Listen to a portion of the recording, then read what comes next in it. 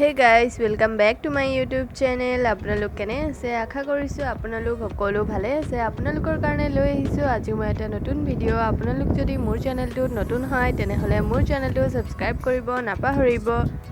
so guys আজি ভিডিওটো start কৰো আজি মই বনাম মাছৰ তেলৰ লগত বেঙেনা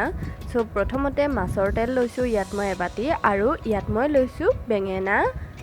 একেবাৰে মিহি মিহিকে কাটি লৈছো মই ইয়াত 2-3টা বেঙেনা চাইলক এনেকে পাতল পাতলকে কাটি লব বেছি ডাট নকৰিব যেহেতু মই ইয়াত পানীৰ ব্যৱহাৰ নকৰো একেবাৰে আৰু ইয়াত মই লৈছো এটা ডাঙৰ পিয়াজ আৰু লৈছো 4-5টা মান কেঁচা জলকীয়া এনেকে কাটি সো গাইস আপোনালোকে ভিডিওটো হেকলৈকে চাই যাব এতিয়া এইফালে মই পাতি দিছো এখন কেৰাহী আৰু কেৰাহী গৰম হোৱাৰ লগে লগে ইয়াত মই দি দিছো পৰিমাণ অনুসৰি মিঠাতেল এতিয়া তেলখিনি গৰম হৈ অহাৰ লগে লগে মই ইয়াত দি দিম কাটি থোৱা পিয়াজ আৰু জলকীয়াখিনি এছাওক জলকীয়া আৰু পিয়াজখিনি অকমান ৰঙচুৱা হৈ অহাৰ লগে লগে ইয়াৰ লগতে মই মাছৰ তেলখিনিও দি দিম যেহেতু মাছৰ তেলখিনি একেলগে দি দিব লাগিব তেতিয়া ভালকে ৰঙচুৱাকে ভজা হৈ যাব নহলে অলপ কেঁচা কেঁচা হৈ থাকিব যদি পিছত দিও আৰু পিয়াজখিনি জ্বলি যাব সেই কাৰণে একেলগে দি ভালদৰে ভাজি লব এনেকে আমি মাছৰ তেলৰ খাৰ ভাত খাওঁই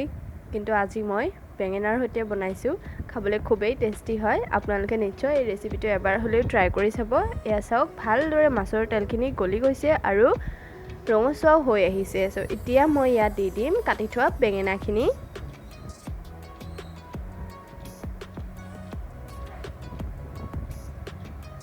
বেঙেনাখিনি এনেকে ভালদৰে মিক্স কৰি লোৱাৰ পিছত ইয়াত মই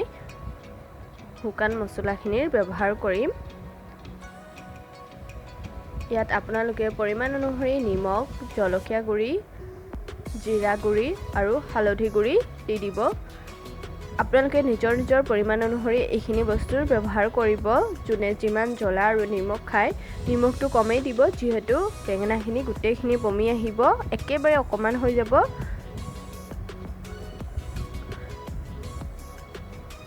আশা কৰো মোৰ ভিডিওটো চাই আপোনালোকে সকলোৰে ভাল লাগিব আৰু মোৰ ভিডিওটো খুব মৰমেৰে আদৰি ল'ব বুলি আশা ৰাখিছো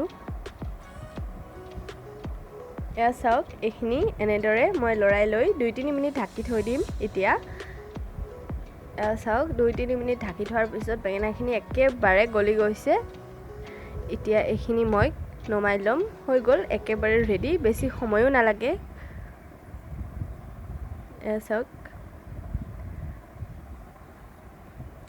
চাওক হৈ গল বেঙেনা